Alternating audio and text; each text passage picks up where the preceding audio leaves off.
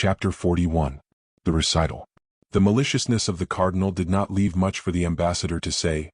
Nevertheless, the word restoration had struck the king, who, addressing the Comte, upon whom his eyes had been fixed since his entrance, "Monsieur," said he, "will you have the kindness to give us some details concerning the affairs of England? You come from that country, you are a Frenchman, and the orders which I see glittering upon your person announce you to be a man of merit as well as a man of quality." "Monsieur," said the cardinal, turning towards the Queen Mother, "is an ancient servant of your Majesty's Monsieur le Comte de la Fere, and of Austria was as oblivious as a queen whose life had been mingled with fine and stormy days." She looked at Mazarin, whose evil smile promised her something disagreeable. Then she solicited from Athos by another look an explanation. "Monsieur," continued the cardinal, "was a Treville Musketeer in the service of the late king.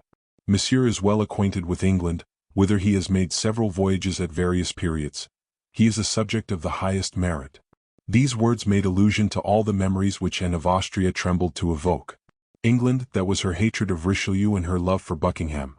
A Treville Musketeer, that was the whole odyssey of the triumphs which had made the heart of the young woman throb, and of the dangers which had been so near overturning the throne of the young queen. These words had much power, for they rendered mute and attentive all the royal personages, who, with very various sentiments, set about recomposing at the same time the mysteries which the young had not seen, and which the old had believed to be forever effaced. "Speak, monsieur," said Louis XIV, the first to escape from troubles, suspicions, and remembrances. "Yes, speak," added Mazarin, to whom the little malicious thrust directed against Anne of Austria had restored energy and gaiety. "Sire," said the Comte, "a sort of miracle has changed the whole destiny of Charles II. That which men till that time had been unable to do, God resolved to accomplish." Mazarin coughed while tossing about in his bed. "King Charles II," continued Athos, "left The Hague neither as a fugitive nor a conqueror, but as an absolute king, who, after a distant voyage from his kingdom, returns amidst universal benedictions." "A great miracle indeed," said Mazarin, "for if the news was true, King Charles II, who has just returned amidst benedictions, went away amidst musket shots." The king remained impassible. Philip, younger and more frivolous, could not repress a smile, which flattered Mazarin as an applause of his pleasantry. "It is plain," said the king, "there is a miracle, but God, who does so much for kings, Monsieur le Comte, nevertheless employs the hand of man to bring about the triumph of his designs. To what men does Charles II principally owe his re-establishment?" "Why," interrupted Mazarin without any regard for the king's pride, "does not your Majesty know that it is to M. Monk?" "I ought to know it," replied Louis XIV, resolutely, "and yet I ask my Lord Ambassador, the causes of the change in this General Monk?" "And your Majesty touches precisely the question," replied Athos, "for without the miracle of which I have had the honor to speak, General Monk would probably have remained an implacable enemy of Charles II. God willed that a strange, bold, and ingenious idea should enter into the mind of a certain man, whilst a devoted and courageous idea took possession of the mind of another man. The combinations of these two ideas brought about such a change in the position of M. Monk, that, from an inveterate enemy, he became a friend to the deposed king." "These are exactly the details I asked for," said the king. "Who and what are the two men of whom you speak?" "Two Frenchmen, sire." "Indeed. I'm glad of that." "And the two ideas," said Mazarin. "I am more curious about ideas than about men for my part." "Yes," murmured the king. "The second idea, the devoted, reasonable idea, the least important, sir, was to go and dig up 1,000,000 in gold, buried by King Charles I at Newcastle, and to purchase with that gold the adherents of Monk." Oh, said Mazarin, reanimated by the word million. "But Newcastle was at the time occupied by Monk." "Yes, Monsieur le Cardinal, and that is why I venture to call the idea courageous as well as devoted. It was necessary, if Monk refused the offers of the negotiator, to reinstate King Charles II, in possession of this million, which was to be torn, as it were, from the loyalty and not the loyalism of General Monk. This was effected in spite of many difficulties. The general proved to be loyal, and allowed the money to be taken away. It seems to me," said the timid, thoughtful king, "that Charles II could not have known of this million whilst he was in Paris." "It seems to me," rejoined the cardinal maliciously, "that His Majesty the King of Great Britain knew perfectly well of this million, but that he preferred having 2 millions to having 1. "Sire," said Athos firmly, "the King of England, whilst in France, was so poor that he had not even money to take the post. so destitute of hope that he frequently thought of dying. He was so entirely ignorant of the existence of the million at Newcastle, that but for a gentleman, one of your Majesty's subjects, the moral depositary of the million, who revealed the secret to King Charles II, that prince would still be vegetating in the most cruel forgetfulness. Let us pass on to the strange, bold and ingenious idea, interrupted Mazarin, whose sagacity foresaw a check. What was that idea? This, a monk formed the only obstacle to the re-establishment of the fallen king. A Frenchman imagined the idea of suppressing this obstacle. Oh, but he is a scoundrel, that Frenchman, said Mazarin, and the idea is not so ingenious as to prevent its author being tied up by the neck at the Place de Grève, by decree of the Parliament. Your Eminence is mistaken, replied Athos dryly. I did not say that the Frenchman in question had resolved to assassinate Monk, but only to suppress him. The words of the French language have a value which the gentlemen of France know perfectly. Besides, this is an affair of war, and when men serve kings against their enemies they are not to be condemned by a parliament. God is their judge. This French gentleman then formed the idea of gaining possession of the person of Monk, and he executed his plan. The king became animated at the recital of great actions. The king's younger brother struck the table with his hand, exclaiming, "Ah, that is fine." "He carried off Monk?" said the king. "Why, Monk was in his camp, and the gentleman was alone, sire." "That is marvelous," said Philip. "Marvelous indeed," cried the king. "Good. There are the two little lions unchained," murmured the cardinal.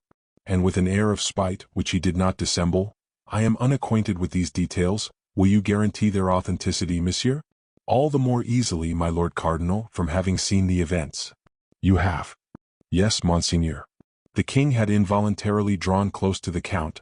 The Duc d'Anjou had turned sharply round, and pressed Athos on the other side. "What next?" "Monsieur, what next?" cried they both at the same time.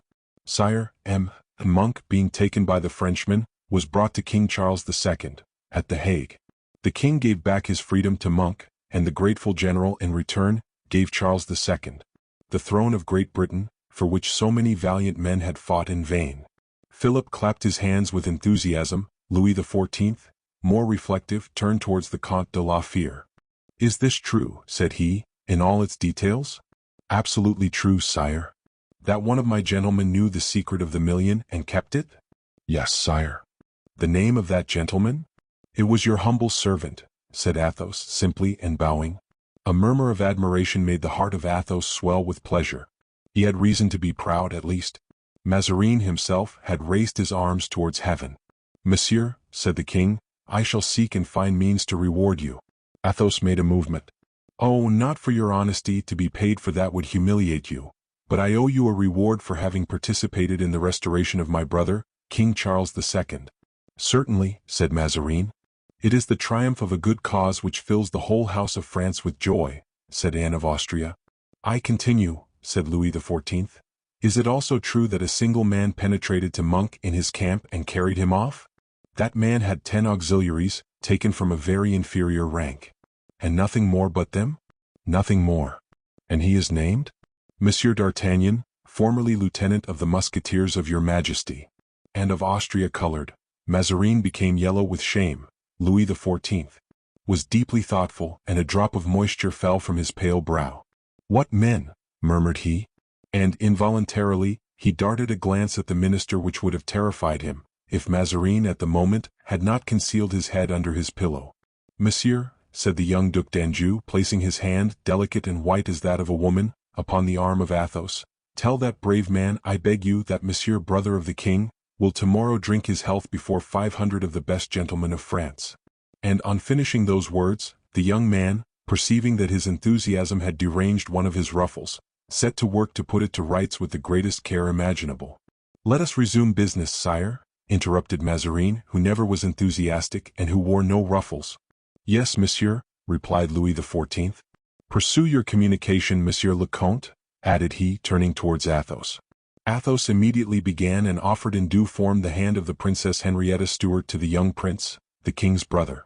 The conference lasted an hour, after which the doors of the chamber were thrown open to the courtiers, who resumed their places as if nothing had been kept from them in the occupations of that evening. Athos then found himself again with Raoul, and the father and son were able to clasp each other's hands. Chapter 42. In which Mazarin becomes prodigal. Whilst Mazarin was endeavoring to recover from the serious alarm he had just experienced, Athos and Raoul were exchanging a few words in a corner of the apartment. "Well, here you are at Paris then, Raoul?" said the Comte. "Yes, monsieur, since the return of le Prince. I cannot converse freely with you here because we are observed, but I shall return home presently, and shall expect you as soon as your duty permits." Raoul bowed, and at that moment, le Prince came up to them. The prince had that clear and keen look which distinguishes birds of prey of the noble species. His physiognomy itself presented several distinct traits of this resemblance. It is known that in the Prince de Condé, the aquiline nose rose out sharply and incisively from a brow slightly retreating, rather low than high, and according to the railers of the court, a pitiless race without mercy even for genius, constituted rather an eagle's beak than a human nose, in the air of the illustrious princes of the house of Condé. This penetrating look, this imperious expression of the whole countenance, generally disturbed those to whom the prince spoke, more than either majesty or regular beauty could have done in the conqueror of Rocroi. Besides this, the fire mounted so suddenly to his projecting eyes, that with the prince every sort of animation resembled passion. Now, on account of his rank, everybody at the court respected le Prince, and many even, seeing only the man, carried their respect as far as terror. Louis de Condé then advanced towards the Comte de la Fère and Raoul, with the marked intention of being saluted by the one, and of speaking with the other. No man bowed with more reserved grace than the Comte de la Fère. He disdained to put into a salutation all the shades which a courtier ordinarily borrows from the same color, the desire to please. Athos knew his own personal value, and bowed to the prince like a man, correcting by something sympathetic and undefinable that which might have appeared offensive to the pride of the highest rank in the inflexibility of his attitude. The prince was about to speak to Raoul. Athos forestalled him. "If le Vicomte de Bragelonne," said he, "were not one of the humble servants of your Royal Highness, I would beg him to pronounce my name before you, mon prince." "I have the honor to address Monsieur le Comte de la Fère," said Condé instantly. "My protector," added Raoul, blushing. "One of the most honorable men in the kingdom," continued the prince, "one of the first gentlemen of France, and of whom I have heard so much that I have frequently desired to number him among my friends." "An honor of which I should be unworthy," replied Athos, "but for the respect and admiration I entertain for your Royal Highness." "Monsieur de Bragelonne," said the prince, "is a good officer, and it is plainly seen that he has been to a good school." "Ah, Monsieur le Comte, in your time generals had soldiers." "That is true, my lord, but nowadays soldiers have generals." This compliment, which savored so little of flattery, gave a thrill of joy to the man whom already Europe considered a hero, and who might be thought to be satiated with praise. "I regret very much," continued the prince, "that you should have retired from the service, Monsieur le Comte, for it is more than probable that the king will soon have a war with Holland or England, and opportunities for distinguishing himself would not be wanting for a man who, like you, knows Great Britain as well as you do France. I believe I may say, monseigneur, that I have acted wisely in retiring from the service," said Athos, smiling. "France and Great Britain will henceforward live like two sisters, if I can trust my presentiments." "Your presentiments?" "Stop, monseigneur, listen to what is being said yonder, at the table of my lord the cardinal." "Where they are playing?" "Yes, my lord." The cardinal had just raised himself on one elbow, and made a sign to the king's brother, who went to him. "My lord," said the cardinal, "pick up, if you please, all those gold crowns." And he pointed to the enormous pile of yellow and glittering pieces which the Comte de Guiche had raised by degrees before him by a surprising run of luck at play. "For me?" cried the Duc d'Anjou. "Those 50,000 crowns? Yes, monseigneur, they are yours." "Do you give them to me?" "I have been playing on your account, monseigneur," replied the cardinal, getting weaker and weaker, as if this effort of giving money had exhausted all his physical and moral faculties. "Oh, good heavens!" exclaimed Philip, wild with joy, "what a fortunate day!" And he himself, making a rake of his fingers, drew a part of the sum into his pockets, which he filled, and still full a third remained on the table. "Chevalier," said Philip to his favorite, the Chevalier de Lorraine, "come hither, Chevalier." The favorite quickly obeyed. "Pocket the rest," said the young prince. This singular scene was considered by the persons present only as a touching kind of family fate. The cardinal assumed the airs of a father with the sons of France, and the two princes had grown up under his wing. No one then imputed to pride or even impertinence, as would be done nowadays, this liberality on the part of the first minister. The courtiers were satisfied with envying the prince. The king turned away his head. "I never had so much money before," said the young prince joyously as he crossed the chamber with his favorite to go to his carriage. "No, never. What a weight these crowns are." "But why has Monsieur le Cardinal given away all this money at once?" asked him, le Prince of the Comte de la Fere. "He must be very ill, the dear cardinal." "Yes, my lord, very ill without doubt. He looks very ill, as your royal highness may perceive. But surely he will die of it. 150,000 livres. Oh, it is incredible. But, Comte, tell me a reason for it." "Patience, monseigneur, I beg of you. Here comes le Duc d'Anjou talking with the Chevalier de Lorraine. I should not be surprised if they spared us the trouble of being indiscreet. Listen to them." In fact, the Chevalier said to the prince in a low voice, "My lord, it is not natural for Mazarin to give you so much money. Take care. You will let some of the pieces fall, my lord?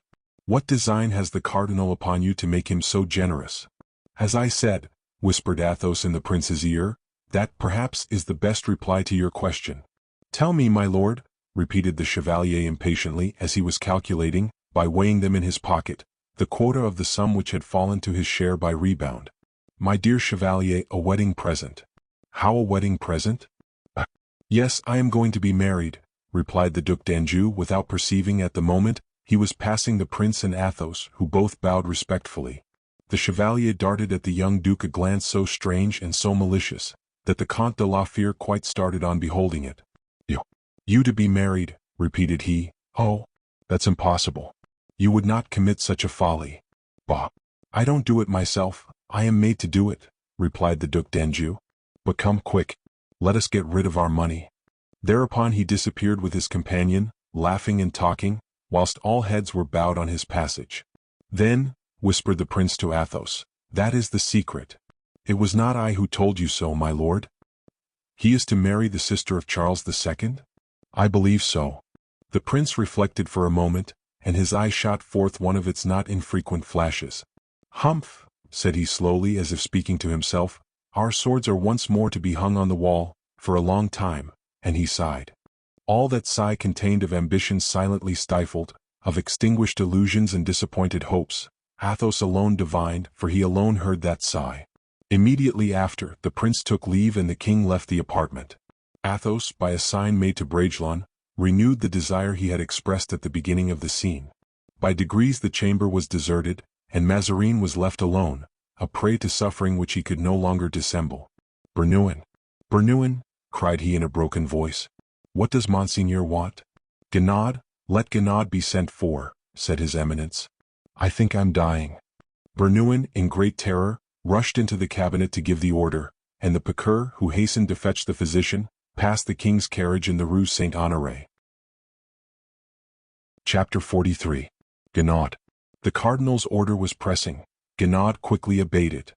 He found his patient stretched on his bed, his legs swelled, his face livid, and his stomach collapsed. Mazarin had a severe attack of gout. He suffered tortures with the impatience of a man who has not been accustomed to resistances. On seeing Guenaud, "Ah," said he, "now I am saved." Guenaud was a very learned and circumspect man, who stood in no need of the critiques of Boileau to obtain a reputation.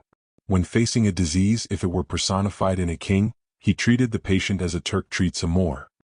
He did not, therefore, reply to Mazarin as the minister expected, "Here is the doctor, goodbye disease." On the contrary, on examining his patient, with a very serious air, Oh, said he. What? Guenaud, how you look at me." "I look as I should on seeing your complaint, my lord. It is a very dangerous one." "The gout? Oh, yes, the gout." "With complications, my lord?"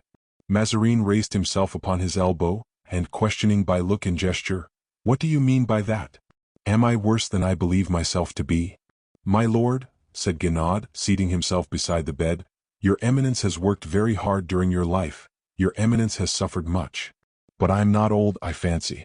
The late Imp de Richelieu was but 17 months younger than I am when he died, and died of a mortal disease. I am young, Guenaud, remember I am scarcely 52.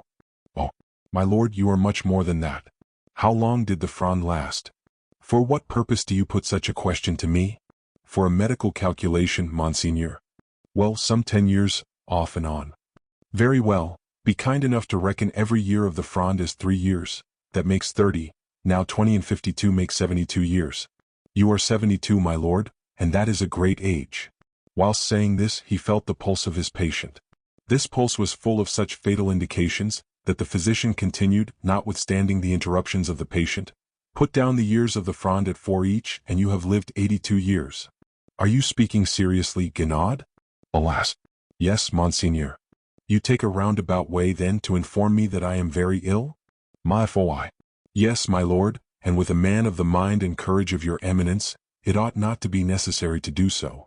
The cardinal breathed with such difficulty that he inspired pity even in a pitiless physician. There are diseases and diseases, resumed Mazarin. From some of them people escape. That is true, my lord. Is it not? Cried Mazarin almost joyously, for in short what else would be the use of power, of strength of will? What would the use of genius be, your genius, Guinaud? What would be the use of science and art, if the patient who disposes of all that, cannot be saved from peril? Guinaud was about to open his mouth, but Mazarin continued. Remember, said he, I am the most confiding of your patients. Remember I obey you blindly and that consequently. I know all that, said Guinaud. I shall be cured then? Monseigneur, there is neither strength of will, nor power, nor genius, nor science that can resist the disease which God doubtless sends, or which he cast upon the earth at the creation, with full power to destroy and kill mankind. When the disease is mortal and nothing can. Is my disease mortal? Asked Mazarin. Yes, my lord. His eminence sank down for a moment, like an unfortunate wretch who is crushed by a falling column. But the spirit of Mazarin was a strong one, or rather his mind was a firm one. Guinaud, said he, recovering from his first shock, you will permit me to appeal from your judgment. I will call together the most learned men of Europe. I will consult them. I will live, in short, by the virtue of I care not what remedy. My lord must not suppose, said Guinaud, that I have the presumption to pronounce alone upon an existence so valuable as yours. I have already assembled all the good physicians and practitioners of France and Europe. There were 12 of them.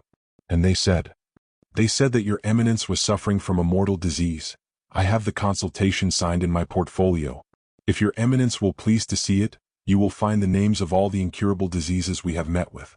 There is first. No, no, cried Mazarin, pushing away the paper. No, no, Guinaud, I yield. I yield. And a profound silence, during which the cardinal resumed his senses and recovered his strength, succeeded to the agitation of this scene. There is another thing, murmured Mazarin. There are empirics and charlatans. In my country, those whom physicians abandon run the chance of a quack, who kills them 10 times but saves them 100 times. Has not your eminence observed that during the last month I have changed my remedies 10 times? Yes. Well, I have spent 50,000 crowns in purchasing the secrets of all these fellows. The list is exhausted, and so is my purse. You are not cured, and but for my art you would be dead. That ends it, murmured the cardinal, that ends it.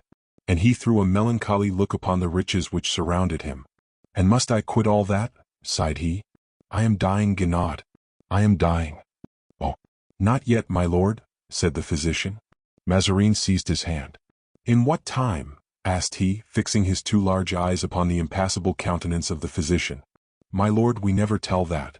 To ordinary men perhaps not, but to me whose every minute is worth a treasure. Tell me, Guinaud, tell me. No, no, my lord. I insist upon it, I tell you. Give me a month, and for every one of those 30 days I will pay you 100,000 crowns. My lord, replied Guinaud in a firm voice, it is God who can give you days of grace, and not I. God only allows you a fortnight. The cardinal breathed a painful sigh and sank back down upon his pillow, murmuring, Thank you, Guinaud, thank you. The physician was about to depart. The dying man, raising himself up, Silence, said he with flaming eyes, silence. My lord, I have known this secret 2 months. You see that I have kept it faithfully. Go, Guinaud, I will take care of your fortunes. Go and tell Brienne to send me a clerk called M. Colbert. Go. Chapter 44. Colbert. Colbert was not far off.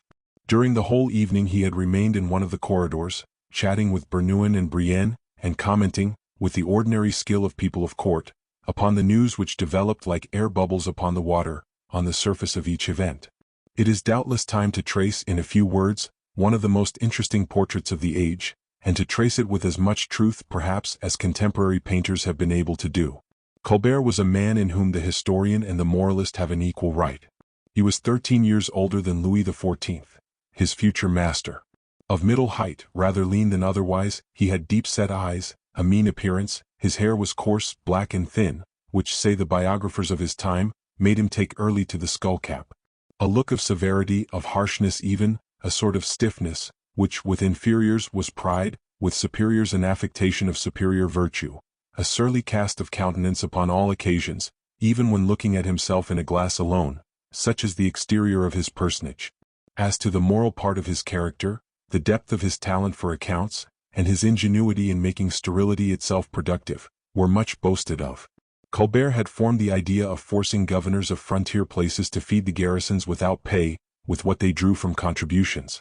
Such a valuable quality made Mazarin think of replacing Joubert, his intendant, who had recently died, by M. Colbert, who had such skill in nibbling down allowances. Colbert by degrees crept into court, notwithstanding his lowly birth, for he was the son of a man who sold wine as his father had done, but who afterwards sold cloth and then silk stuffs. Colbert, destined for trade, had been clerk in Lyons to a merchant, whom he had quitted to come to Paris in the office of a Châtelet procureur named Bittern.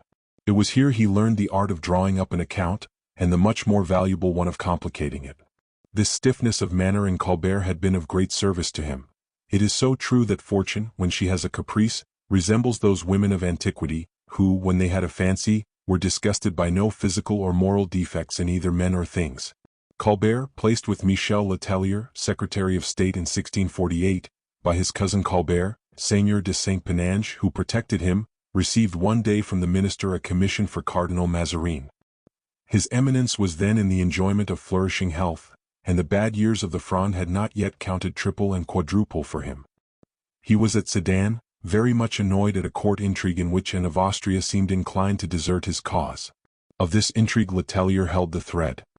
He had just received a letter from Anne of Austria, a letter very valuable to him and strongly compromising Mazarin, but as he already played the double part which served him so well, and by which he always managed two enemies so as to draw advantage from both, either by embroiling them more and more or by reconciling them, Michel Le Tellier wished to send Anne of Austria's letter to Mazarin, in order that he might be acquainted with it, and consequently pleased with his having so willingly rendered him a service.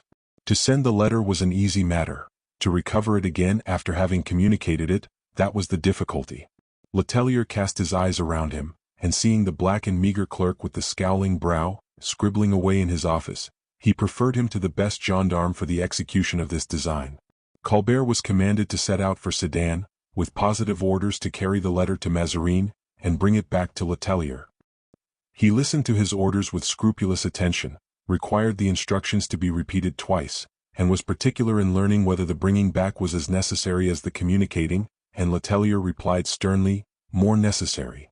Then he set out, travelled like a courier without any care for his body, and placed in the hands of Mazarin, first a letter from Le Tellier, which announced to the cardinal the sending of the precious letter, and then that letter itself.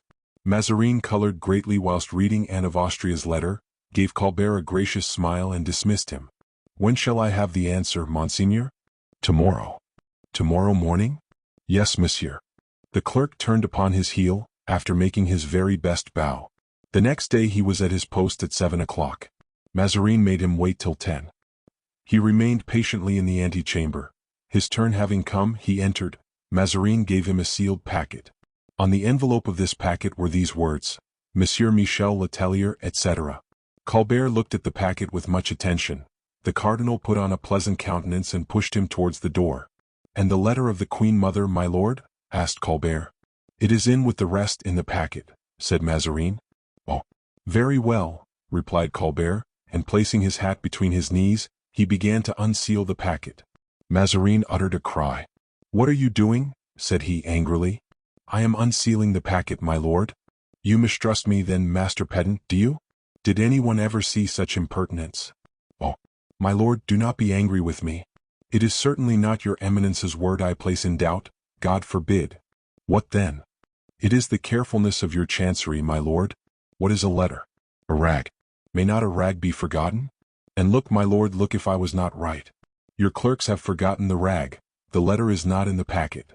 "You are an insolent fellow and you have not looked," cried Mazarin very angrily. "Begone and wait my pleasure."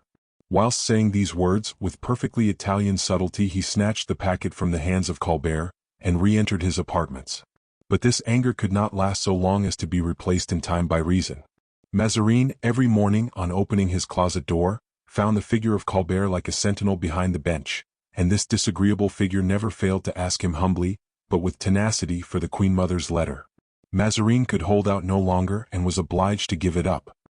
He accompanied this restitution with a most severe reprimand, during which Colbert contented himself with examining, feeling, even smelling, as it were, the paper, the characters, and the signature, neither more nor less than if he had to deal with the greatest forger in the kingdom.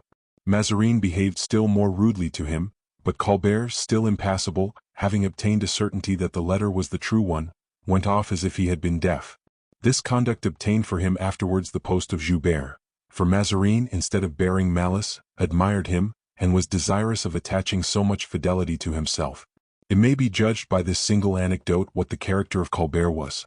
Events, developing themselves, by degrees allowed all the powers of his mind to act freely. Colbert was not long in insinuating himself to the good graces of the cardinal. He became even indispensable to him.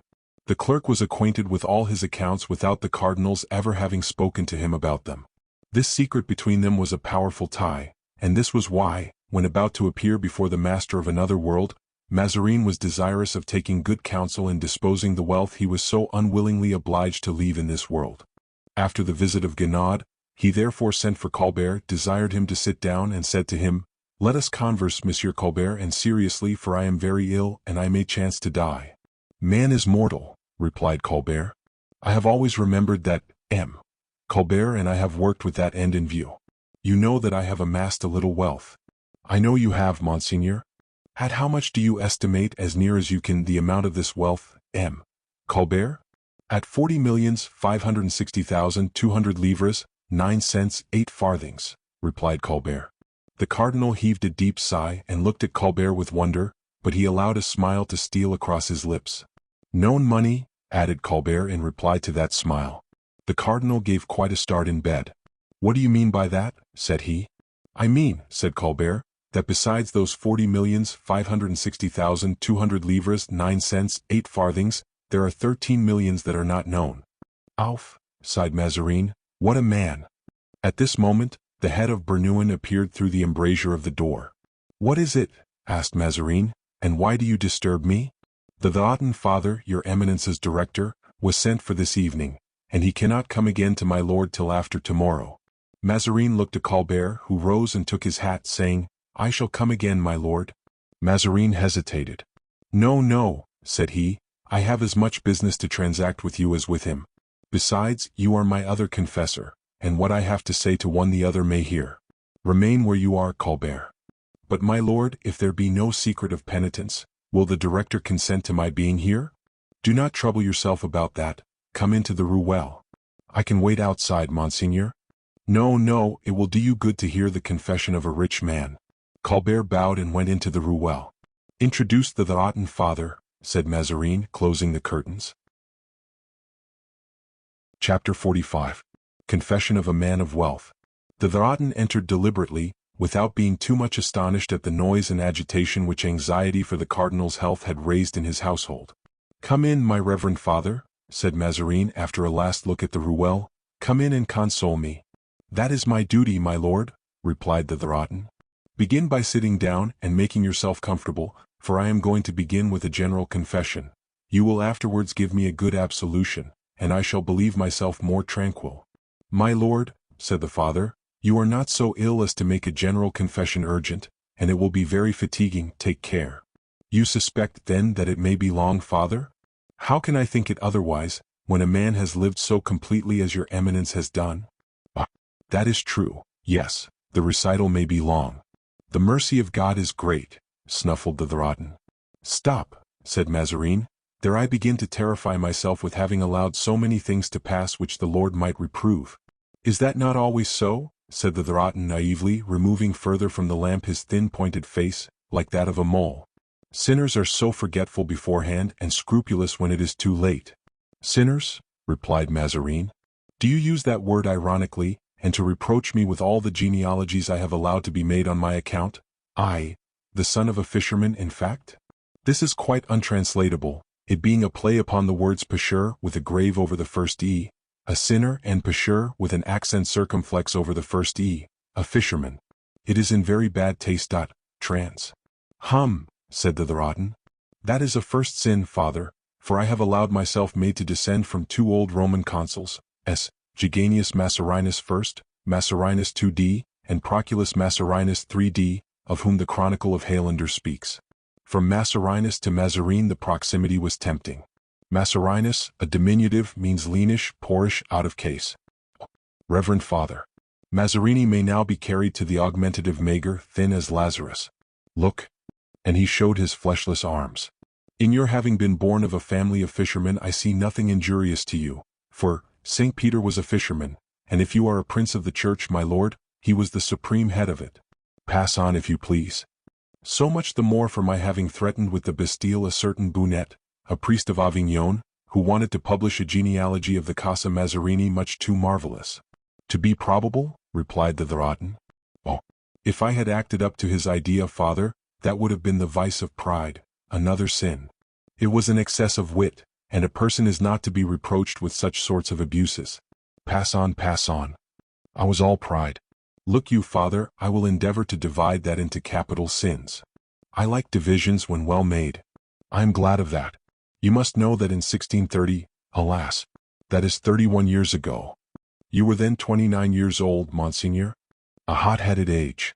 I was then something of a soldier, and I threw myself at Casale into the arquebusades, to show that I rode on horseback as well as an officer. It is true I restored peace between the French and the Spaniards. That redeems my sin a little. I see no sin in being able to ride well on horseback, said the Therotin. That is in perfect good taste and does honor to our gown. As a Christian, I approve of your having prevented the effusion of blood. As a monk, I am proud of the bravery a monk has exhibited. Mazarine bowed his head humbly. Yes, said he, but the consequences? What consequences? That damned sin of pride has roots without end. From the time that I threw myself in that manner between two armies, that I had smelt powder and faced lines of soldiers, I have held generals a little in contempt. Ah, said the father. There is the evil, so that I have not found one endurable since that time. The fact is, said the Therotin, that the generals we have not been remarkable. Oh, cried Mazarine, there was Monsieur le Prince. I have tormented him thoroughly. He is not much to be pitied. He has acquired sufficient glory and sufficient wealth. That may be for Monsieur le Prince, but M. Beaufort, for example, whom I held suffering so long in the dungeon of Vincennes? But he was a rebel, and the safety of the state required that you should make a sacrifice. Pass on. I believe I have exhausted pride. There is another sin which I am afraid to qualify. I can qualify it myself. Tell it. A great sin, Reverend Father. We shall judge, Monseigneur. You cannot fail to have heard of certain relations which I have had, with Her Majesty the Queen Mother. The malevolent, my lord, are fools. Was it not necessary for the good of the state and the interests of the young king, that you should live in good intelligence with the queen? Pass on, pass on. I assure you, said Mazarine, you remove a terrible weight from my breast. These are all trifles. Look for something serious. I have had much ambition, father. That is the march of great minds and things, my lord. Even the longing for the tiara? To be pope is to be the first of Christians. Why should you not desire that? It has been printed that, to gain that object, I had sold Cambria to the Spaniards. You have, perhaps, yourself written pamphlets without severely persecuting pamphleteers. Then, Reverend Father, I have truly a clean breast. I feel nothing remaining but slight peccadilloes. What are they? Play. That is rather worldly, but you were obliged by the duties of greatness to keep a good house. I like to win. No player plays to lose. I cheated a little. You took your advantage. Pass on. Well, Reverend Father, I feel nothing else upon my conscience. Give me absolution, and my soul will be able, when God shall please to call it, to mount without obstacle to the throne. The Therotin moved neither his arms nor his lips. What are you waiting for, father? Said Mazarine. I am waiting for the end. The end of what? Of the confession, monsieur. But I have ended. Oh no, your eminence is mistaken. Not that I know of. Search diligently. I have searched as well as possible. Then I shall assist your memory. Do. The Dratton coughed several times. You have said nothing of avarice, another capital sin, nor of those millions, said he. What millions, father? Why, those you possess, my lord. Father, that money is mine. Why should I speak to you about that? Because, you see, our opinions differ. You say that money is yours, whilst I believe it is rather the property of others. Mazarin lifted his cold hand to his brow, which was beaded with perspiration. How so? Stammered he. This way. Your Excellency had gained much wealth, in the service of the king. Much, that is not too much. Whatever it may be, whence came that wealth? From the state. The state, that is the king. But what do you conclude from that, father? Said Mazarin, who began to tremble. I cannot conclude without seeing a list of the riches you possess.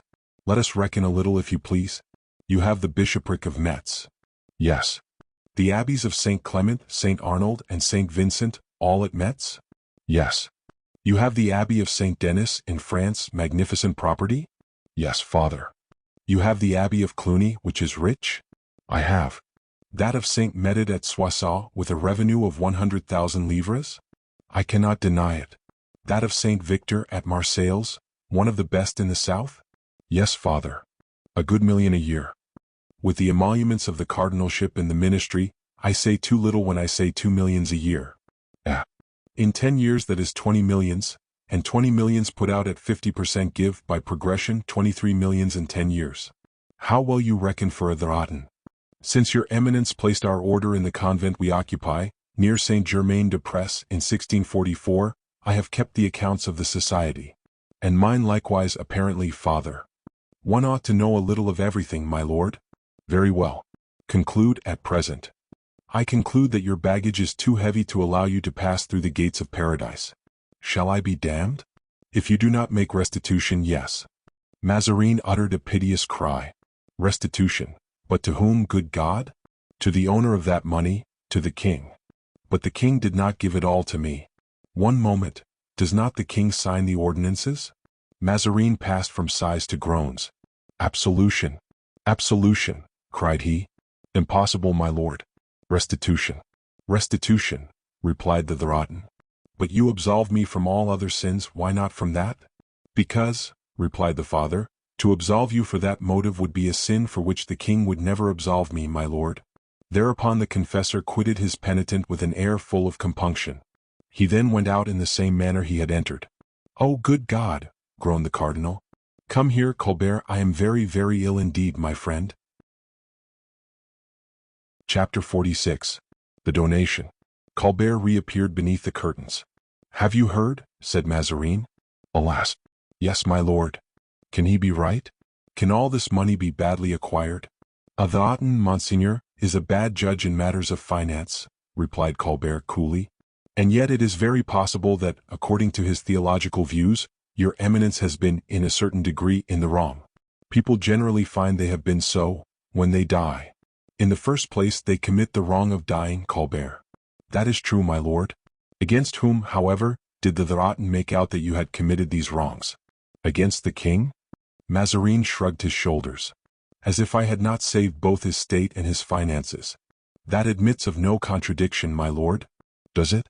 Then I have received a merely legitimate salary, in spite of the opinion of my confessor? That is beyond doubt. And I might fairly keep for my own family, which is so needy, a good fortune, the whole even of which I have earned? I see no impediment to that, monseigneur.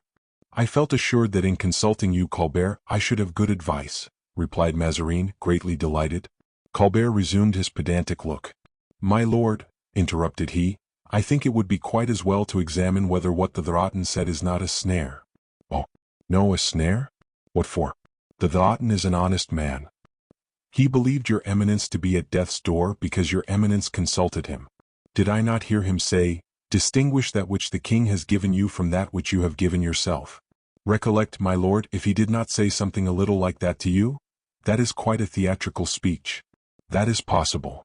In which case, my lord, I should consider you as required by the Dratton to make restitution, cried Mazarin with great warmth. I do not say no. What of all? You do not dream of such a thing. You speak just as the confessor did. To make restitution of a part, that is to say, His Majesty's part, and that, Monseigneur, may have its dangers. Your Eminence is too skillful a politician not to know that, at this moment, the king does not possess 150,000 livres clear in his coffers. That is not my affair, said Mazarin triumphantly. That belongs to le Surintendant Fouquet, whose accounts I gave you to verify some months ago. Colbert bit his lips at the name of Fouquet. His Majesty, said he between his teeth, has no money but that which Fouquet collects. Your money, Monseigneur, would afford him a delicious banquet. Well, but I am not the superintendent of His Majesty's finances. I have my purse. Surely I would do much for His Majesty's welfare, some legacy, but I cannot disappoint my family. The legacy of a part would dishonor you and offend the king. Leaving a part to His Majesty is to avow that that part has inspired you with doubts as to the lawfulness of the means of acquisition. Monsieur Colbert, I thought your Eminence did me the honor to ask my advice? Yes, but you are ignorant of the principal details of the question.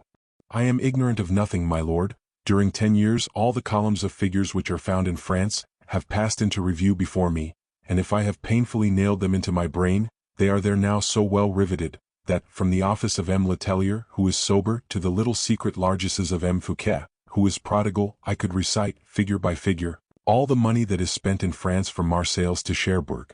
Then, you would have me throw all my money into the coffers of the king, cried Mazarin ironically, and from whom at the same time the gout forced painful moans. Surely the king would reproach me with nothing, but he would laugh at me while squandering my millions, and with good reason. Your Eminence has misunderstood me. I did not, the least in the world, pretend that His Majesty ought to spend your money. You said so clearly, it seems to me, when you advised me to give it to him. Ah, replied Colbert, that is because your Eminence, absorbed as you are by your disease, entirely loses sight of the character of Louis XIV. How so? That character, if I may venture to express myself thus, resembles that which my lord confessed just now to the Rotten. Go on, that is? Pride. Pardon me, my lord, haughtiness, nobleness. Kings have no pride, that is a human passion. Pride? Yes, you are right. Next. Well, my lord, if I have divined rightly, your Eminence has but to give all your money to the king, and that immediately. But for what? Said Mazarin, quite bewildered. Because the king will not accept of the whole. What, and he a young man and devoured by ambition? Just so. A young man who is anxious for my death. My lord. To inherit, yes, Colbert, yes, he is anxious for my death in order to inherit. Triple fool that I am. I would prevent him. Exactly. If the donation were made in a certain form he would refuse it. Well, but how? That is plain enough. A young man who has yet done nothing, who burns to distinguish himself, who burns to reign alone, will never take anything ready-built, he will construct for himself. This prince, Monseigneur, will never be content with the Palais Royal, which M. de Richelieu left him, nor with the Palais Mazarin, which you have had so superbly constructed, nor with the Louvre, which his ancestors inhabited, nor with Saint-Germain, where he was born. All that does not proceed from himself, I predict, he will disdain. And you will guarantee that if I give my 40 millions to the king, saying certain things to him at the same time, I guarantee he will refuse them. But those things, what are they? I will write them if my lord will have the goodness to dictate them. Well, but after all, what advantage will that be to me? An enormous one. Nobody will afterwards be able to accuse your Eminence of that unjust avarice with which pamphleteers have reproached the most brilliant mind of the present age. You are right, Colbert, you are right. Go and seek the king on my part and take him my will. Your donation, my lord. But, if he should accept it, if he should even think of accepting it, then there would remain 13 millions for your family, and that is a good round sum. But then you would be either a fool or a traitor. And I am neither the one nor the other, my lord. You appear to be much afraid that the king will accept. You have a deal more reason to fear that he will not accept. But, see you, if he does not accept, I should like to guarantee my 13 reserved millions to him. Yes, I will do so, yes. But my pains are returning, I shall faint. I am very, very ill, Colbert. I am near my end. Colbert started. The cardinal was indeed very ill. Large drops of sweat flowed down upon his bed of agony, and the frightful pallor of a face streaming with water was a spectacle which the most hardened practitioner could not have beheld without much compassion. Colbert was, without doubt, very much affected, for he quitted the chamber, calling Bernouin to attend to the dying man, and went into the corridor. There, walking about with a meditative expression, which almost gave nobility to his vulgar head, his shoulders thrown up, his neck stretched out, his lips half open, to give vent to unconnected fragments of incoherent thoughts, he lashed up his courage to the pitch of the undertaking contemplated, whilst within 10 paces of him, separated only by a wall, his master was being stifled by anguish which drew from him lamentable cries, thinking no more of the treasures of the earth, or of the joys of paradise, but much of all the horrors of hell.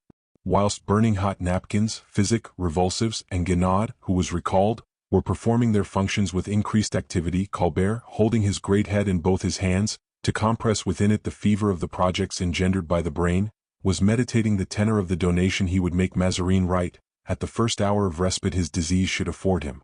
It would appear as if all the cries of the cardinal, and all the attacks of death upon this representative of the past, were stimulants for the genius of this thinker with the bushy eyebrows, who was turning already towards the rising sun of a regenerated society. Colbert resumed his place at Mazarin's pillow at the first interval of pain, and persuaded him to dictate a donation thus conceived. About to appear before God, the master of mankind, I beg the king, who was my master on earth, to resume the wealth which his bounty has bestowed upon me, and which my family would be happy to see pass into such illustrious hands. The particulars of my property will be found. They are drawn up, at the first requisition of his majesty, or at the last sigh of his most devoted servant, Jules, Cardinal de Mazarin. The cardinal sighed heavily as he signed this. Colbert sealed the packet, and carried it immediately to the Louvre, whither the king had returned. He then went back to his own home, rubbing his hands with the confidence of workman who has done a good day's work. Chapter 47. How Anne of Austria gave one piece of advice to Louis XIV. The news of the extreme illness of the cardinal had already spread, and attracted at least as much attention among the people of the Louvre as the news of the marriage of Monsieur, the king's brother, which had already been announced as an official fact. Scarcely had Louis XIV returned home, with his thoughts fully occupied with the various things he had seen and heard in the course of the evening, when an usher announced that the same crowd of courtiers who, in the morning, had thronged his lever, presented themselves again at his coucher, a remarkable piece of respect which, during the reign of the cardinal, the court, not very discreet in its performance, had accorded to the minister, without caring about displeasing the king. But the minister had had, as we have said, an alarming attack of gout, and the tide of flattery was mounting towards the throne. Courtiers have a marvelous instinct in scenting the turn of events. Courtiers possess a supreme kind of science. They are diplomatists in throwing light upon the unraveling of complicated intrigues, captains in divining the issue of battles, and physicians in curing the sick. Louis XIV, to whom his mother had taught this axiom, together with many others, understood at once that the cardinal must be very ill. Scarcely had Anne of Austria conducted the young queen to her apartments and taken from her brow the headdress of ceremony, when she went to see her son in his cabinet, where, alone, melancholy and depressed, he was indulging, as if to exercise his will, in one of those terrible inward passions, king's passions, which create events when they break out, and with Louis XIV, thanks to his astonishing command over himself, became such benign tempests, that his most violent, his only passion, that which Saint Simon mentions with astonishment, was that famous fit of anger which he exhibited 50 years later, on the occasion of a little concealment of the Duc de Mainz, and which had for result a shower of blows inflicted with a cane upon the back of a poor valet who had stolen a biscuit.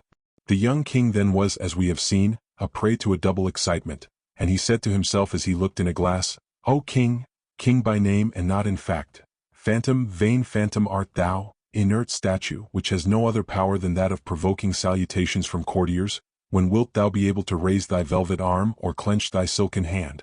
When wilt thou be able to open, for any purpose but to sigh or smile, lips condemned to the motionless stupidity of the marbles in thy gallery?" Then, passing his hand over his brow and feeling the want of air, he approached a window and looking down, saw below some horsemen talking together and groups of timid observers. These horsemen were a fraction of the watch. The groups were busy portions of the people, to whom a king is always a curious thing, the same as a rhinoceros, a crocodile, or a serpent. He struck his brow with his open hand, crying, "King of France! What a title! People of France! What a heap of creatures! I have just returned to my Louvre, my horses, just unharnessed, are still smoking, and I have created interest enough to induce scarcely 20 persons to look at me as I passed." 20. What do I say? No, there were not 20 anxious to see the King of France. There are not even 10 archers to guard my palace of residence. archers, people, guards, all are at the Palais Royal. Why, my good God! Have not I, the king, the right to ask of you all that? Because, said a voice replying to his, and which sounded from the other side of the door of the cabinet, because at the Palais Royal lies all the gold, that is to say, all the power of him who desires to reign. Louis turned round sharply. The voice which had pronounced these words was that of Anne of Austria. The king started and advanced towards her. "I hope," said he, "your Majesty has paid no attention to the vain declamations which the solitude and disgust familiar to kings suggest to the happiest dispositions? I only paid attention to one thing, my son, and that was, that you were complaining." "Oh, not at all," said Louis XIV. "No, in truth you err, madam. What were you doing then?" "I thought I was under the ferule of my professor, and developing a subject of amplification." "My son," replied Anne of Austria, shaking her head, "you are wrong not to trust my word, you are wrong not to grant me your confidence. A day will come, and perhaps quickly, wherein you will have occasion to remember that axiom: gold is universal power, and they alone are kings who are all-powerful. Your intention," continued the king, "was not, however, to cast blame upon the rich men of this age, was it?" "No," said the queen warmly, "no, sire, they who are rich in this age under your reign, are rich because you have been willing they should be so, and I entertain against them neither malice nor envy. They have, without doubt, served your Majesty sufficiently well for your Majesty to have permitted them to reward themselves. That is what I mean to say by the words for which you reproach me. God forbid, madam, that I should ever reproach my mother with anything. Besides," continued Anne of Austria, "the Lord never gives the goods of this world but for a season. The Lord, as correctives to honor and riches, the Lord has placed sufferings, sickness, and death, and no one," added she with a melancholy smile, which proved she made the application of the funeral precept to herself, "no man can take his wealth or greatness with him to the grave. It results, therefore, that the young gather the abundant harvest prepared for them by the old." Louis listened with increased attention to the words which Anne of Austria, no doubt, pronounced with a view to console him. "Madam," said he, looking earnestly at his mother, "one would almost say in truth that you had something else to announce to me." "I have absolutely nothing, my son, only you cannot have failed to remark that His Eminence the Cardinal is very ill." Louis looked at his mother, expecting some emotion in her voice, some sorrow in her countenance. The face of Anne of Austria appeared a little changed, but that was from sufferings of quite a personal character. Perhaps the alteration was caused by the cancer which had begun to consume her breast. "Yes, madam," said the king, "yes, M. de Mazarin is very ill. And it would be a great loss to the kingdom if God were to summon His Eminence away." "Is not that your opinion as well as mine, my son?" said the queen. "Yes, madam, yes, certainly it would be a great loss for the kingdom," said Louis, coloring, "but the peril does not seem to me to be so great. Besides, the cardinal is still young." The king had scarcely ceased speaking when an usher lifted the tapestry, and stood with a paper in his hand, waiting for the king to speak to him. "What have you there?" asked the king. "A message from M. de Mazarin," replied the usher. "Give it to me," said the king, and he took the paper. But at the moment he was about to open it, there was a great noise in the gallery, the antechamber, and the court. Ah, said Louis XIV, who doubtless knew the meaning of that triple noise. "How could I say there was but one king in France? I was mistaken, there are two." As he spoke or thought thus, the door opened, and the superintendent of finances, Fouquet, appeared before his nominal master. It was he who made the noise in the antechamber, it was his horse that made the noise in the courtyard. In addition to all this, a loud murmur was heard along his passage, which did not die away till some time after he had passed. It was this murmur which Louis XIV regretted so deeply not hearing as he passed and dying away behind him. "He is not precisely a king as you fancy," said Anne of Austria to her son. "He is only a man who is much too rich, that is all." Whilst saying these words, a bitter feeling gave to these words of the queen a most hateful expression, whereas the brow of the king, calm and self-possessed, on the contrary, was without the slightest wrinkle. He nodded, therefore, familiarly to Fouquet, whilst he continued to unfold the paper given to him by the usher. Fouquet perceived this movement, and with a politeness at once easy and respectful, advanced towards the queen, so as not to disturb the king. Louis had opened the paper, and yet he did not read it. He listened to Fouquet paying the most charming compliments to the queen upon her hand and arm. Anne of Austria's frown relaxed a little, she even almost smiled. Fouquet perceived that the king, instead of reading, was looking at him. He turned half round therefore, and while continuing his conversation with the queen, faced the king. "You know, Monsieur Fouquet," said Louis, "how ill M. Mazarin is?" "Yes, sire, I know that," said Fouquet. "In fact, he is very ill. I was at my country house of Vaux when the news reached me, and the affair seemed so pressing that I left at once." "You left Vaux this evening, monsieur?" "An hour and a half ago, yes, your majesty," said Fouquet, consulting a watch richly ornamented with diamonds. "An hour and a half," said the king, still able to restrain his anger, but not to conceal his astonishment. "I understand you, sire. Your majesty doubts my word, and you have reason to do so, but I have really come in that time, though it is wonderful. I received from England 3 pairs of very fast horses, as I had been assured.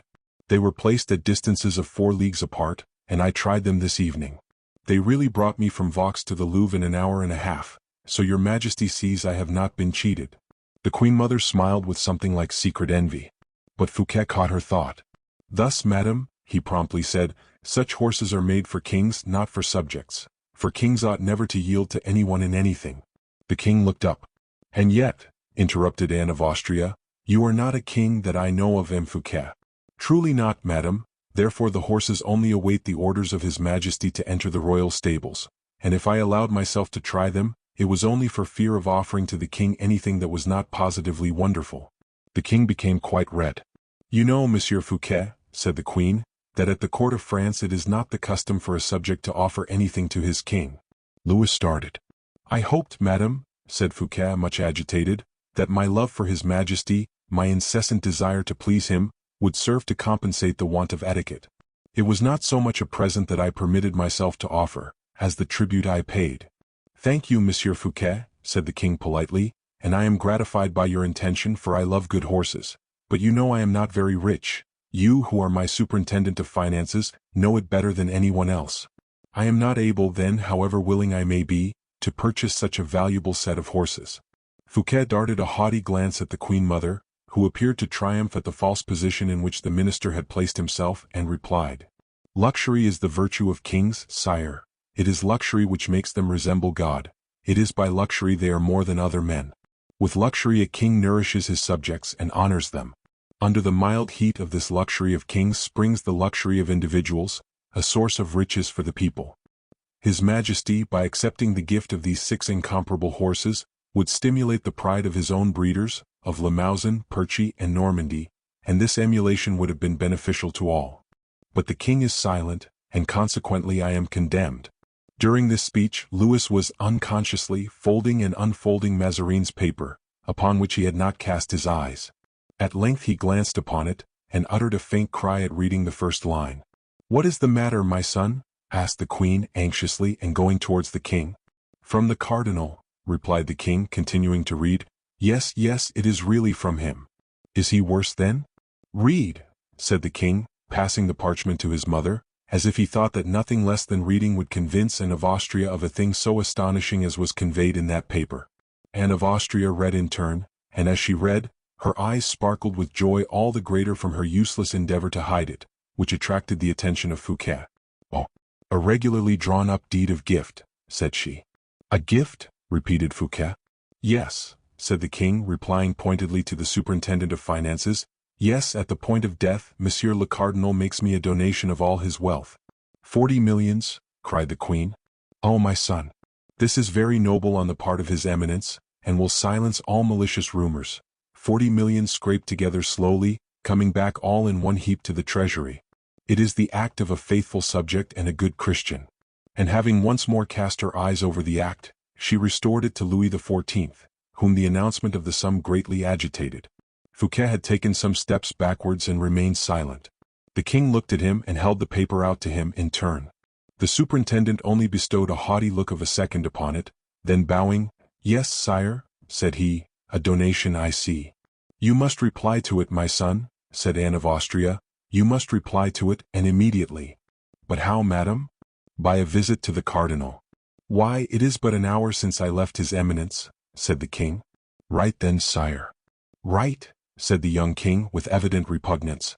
"Well," replied Anne of Austria, "it seems to me, my son, that a man who has just made such a present has a good right to expect to be thanked for it with some degree of promptitude."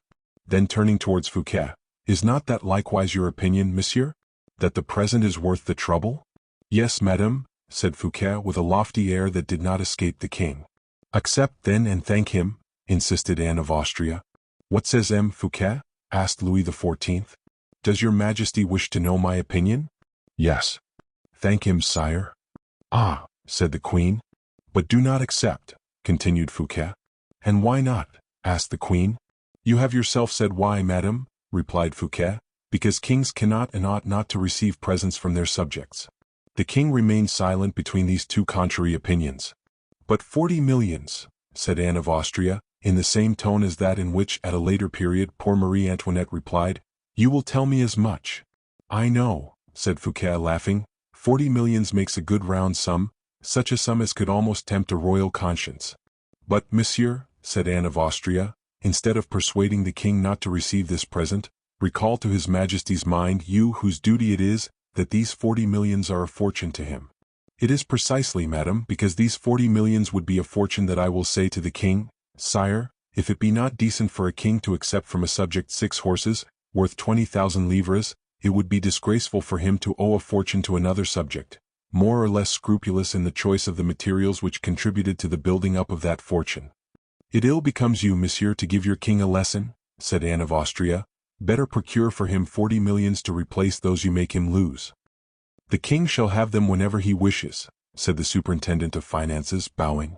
Yes, by oppressing the people, said the queen. And were they not oppressed, madam, replied Fouquet, when they were made to sweat the 40 millions given by this deed? Furthermore, his majesty has asked my opinion, I have given it. If his majesty ask my concurrence, it will be the same. Nonsense. Accept, my son, accept, said Anne of Austria. You are above reports and interpretations. Refuse, sire, said Fouquet. As long as a king lives, he has no other measure but his conscience, no other judge than his own desires, but when dead he has posterity which applauds or accuses. Thank you, mother, replied Louis, bowing respectfully to the queen. Thank you, Monsieur Fouquet, said he, dismissing the superintendent civilly. Do you accept? Asked Anne of Austria once more. I shall consider of it, replied he, looking at Fouquet. Chapter 48. Agony. The day that the deed of gift had been sent to the king, the cardinal caused himself to be transported to Vincennes. The king and the court followed him thither. The last flashes of this torch still cast splendor enough around to absorb all other lights in its rays. Besides, as it has been seen, the faithful satellite of his minister, young Louis XIV, marched to the last minute in accordance with his gravitation. The disease, as Guénaud had predicted, had become worse. It was no longer an attack of gout, it was an attack of death. Then there was another thing which made that agony more agonizing still, and that was the agitation brought into his mind by the donation he had sent to the king, and which, according to Colbert, the king ought to send back unaccepted to the cardinal. The cardinal had, as we have said, great faith in the predictions of his secretary, but the sum was a large one, and whatever might be the genius of Colbert, from time to time the cardinal thought to himself that the Droitin also might possibly have been mistaken, and there was at least as much chance of his not being damned, as there was of Louis XIV sending back his millions. Besides, the longer the donation was in coming back, the more Mazarin thought that 40 millions were worth a little risk, particularly of so hypothetic a thing as the soul. Mazarin, in his character of cardinal and prime minister, was almost an atheist and quite a materialist. Every time that the door opened, he turned sharply round towards that door, expecting to see the return of his unfortunate donation. Then, deceived in his hope, he fell back again with a sigh, and found his pains so much the greater for having forgotten them for an instant. Anne of Austria had also followed the cardinal. Her heart, though age had made it selfish, could not help evincing towards the dying man a sorrow which she owed him as a wife, according to some, and as a sovereign, according to others. She had, in some sort, put on a mourning countenance beforehand, and all the court wore it as she did. Louis, in order not to show on his face what was passing at the bottom of his heart, persisted in remaining in his own apartments, where his nurse alone kept him company. The more he saw the approach of the time when all constraint would be at an end, the more humble and patient he was, falling back upon himself as all strong men do when they form great designs, in order to gain more spring at the decisive moment. Extreme unction had been administered to the cardinal, who, faithful to his habits of dissimulation, struggled against appearances, and even against reality, receiving company in his bed, as if he only suffered from a temporary complaint. Guénaud, on his part, preserved profound secrecy. Wearied with visits and questions, he answered nothing but, "His Eminence is still full of youth and strength, but God wills that which he wills, and when he has decided that man is to be laid low, he will be laid low." These words, which he scattered with a sort of discretion, reserve, and preference, were commented upon earnestly by two persons, the king and the cardinal. Mazarin, notwithstanding the prophecy of Guénaud, still lured himself with a hope, or rather played his part so well, that the most cunning, when saying that he lured himself, proved that they were his dupes. Louis, absent from the cardinal for 2 days, Louis, with his eyes fixed upon that same donation which so constantly preoccupied the cardinal, Louis did not exactly know how to make out Mazarin's conduct. The son of Louis XIII, following the paternal traditions, had up to that time been so little of a king that, whilst ardently desiring royalty, he desired it with that terror which always accompanies the unknown. Thus, having formed his resolution, which, besides, he communicated to nobody, he determined to have an interview with Mazarin. It was Anne of Austria who, constant in her attendance upon the cardinal, first heard this proposition of the king's, and transmitted it to the dying man, whom it greatly agitated. For what purpose could Louis wish for an interview? Was it to return the deed as Colbert had said he would? Was it to keep it after thanking him as Mazarin thought he would? Nevertheless, as the dying man felt that the uncertainty increased his torments, he did not hesitate an instant. "His Majesty will be welcome, yes, very welcome," cried he, making a sign to Colbert, who was seated at the foot of the bed, and which the latter understood perfectly. "Madame," continued Mazarin, "will your Majesty be good enough to assure the king yourself of the truth of what I have just said?" Anne of Austria rose. She herself was anxious to have the question of the 40 millions settled, the question which seemed to lie heavy on the mind of everyone. Anne of Austria went out. Mazarin made a great effort, and raising himself up towards Colbert, "Well, Colbert," said he, "2 days have passed away, 2 mortal days, and you see nothing has been returned from yonder." "Patience, my lord," said Colbert. "Are you mad, you wretch? You advise me to have patience. Oh, in sad truth, Colbert, you are laughing at me. I am dying and you call out to me to wait." "My lord," said Colbert with his habitual coolness, "it is impossible that things should not come out as I have said. His Majesty is coming to see you, and no doubt he brings back the deed himself. Do you think so? Well, I, on the contrary, am sure that His Majesty is coming to thank me." At this moment Anne of Austria returned. On her way to the apartments of her son she had met with a new empiric. This was a powder which was said to have power to save the cardinal, and she brought a portion of this powder with her. But this was not what Mazarin expected. Therefore he would not even look at it, declaring that life was not worth the pains that were taken to preserve it. But, whilst professing this philosophical axiom, his long-confined secret escaped him at last. "That, madam," said he, "that is not the interesting part of my situation. I made 2 days ago a little donation to the king. Up to this time, from delicacy, no doubt, His Majesty has not condescended to say anything about it. But the time for explanation is come, and I implore your Majesty to tell me if the king has made up his mind on that matter." Anne of Austria was about to reply when Mazarin stopped her. "The truth, madam," said he, "in the name of heaven, the truth. Do not flatter a dying man with a hope that may prove vain." There he stopped, a look from Colbert telling him he was on the wrong track. "I know," said Anne of Austria, taking the cardinal's hand, "I know that you have generously made, not a little donation as you modestly call it, but a magnificent gift. I know how painful it would be to you if the king—" Mazarin listened, dying as he was, as 10 living men could not have listened. "If the king," replied he. "If the king," continued Anne of Austria, "should not freely accept what you offer so nobly." Mazarin allowed himself to sink back upon his pillow like Pantaloon, that is to say, with all the despair of a man who bows before the tempest. But he still preserved sufficient strength and presence of mind to cast upon Colbert one of those looks which are well worth 10 sonnets, which is to say 10 long poems. "Should you not," added the queen, "have considered the refusal of the king as a sort of insult?" Mazarin rolled his head about upon his pillow, without articulating a syllable. The queen was deceived, or feigned to be deceived, by this demonstration. "Therefore," resumed she, "I have circumvented him with good counsels, and as certain minds, jealous, no doubt, of the glory you are about to acquire by this generosity, have endeavored to prove to the king that he ought not to accept this donation, I have struggled in your favor, and so well I have struggled, that you will not have, I hope, that distress to undergo." "Ah," murmured Mazarin with languishing eyes, "ah." That is a service I shall never forget for a single minute of the few hours I still have to live. I must admit, continued the Queen, that it was not without trouble I rendered it to your eminence. Ah, past. I believe that. Oh, good God. What is the matter? I am burning.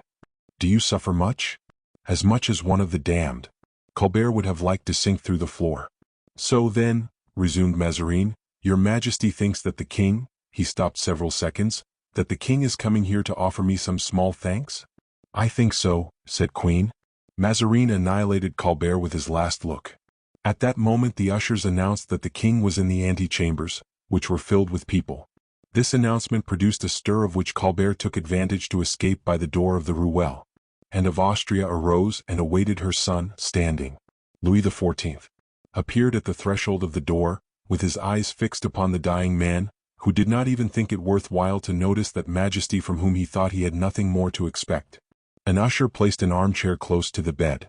Louis bowed to his mother, then to the cardinal, and sat down. The Queen took a seat in her turn. Then, as the king looked behind him, the usher understood that look, and made a sign to the courtiers who filled up the doorway to go out, which they instantly did. Silence fell upon the chamber with the velvet curtains. The king, still very young and very timid in the presence of him who had been his master from his birth, still respected him much, particularly now, in the supreme majesty of death. He did not dare, therefore, to begin the conversation, feeling that every word must have its weight not only upon things of this world, but of the next. As to the cardinal, at that moment he had but one thought, his donation. It was not physical pain which gave him that air of despondency, and that lugubrious look. It was the expectation of the thanks that were about to issue from the king's mouth, and cut off all hope of restitution. Mazarin was the first to break the silence. "Is your Majesty come to make any stay at Vincennes?" said he. Louis made an affirmative sign with his head. "That is a gracious favor," continued Mazarin, "granted to a dying man, and which will render death less painful to him."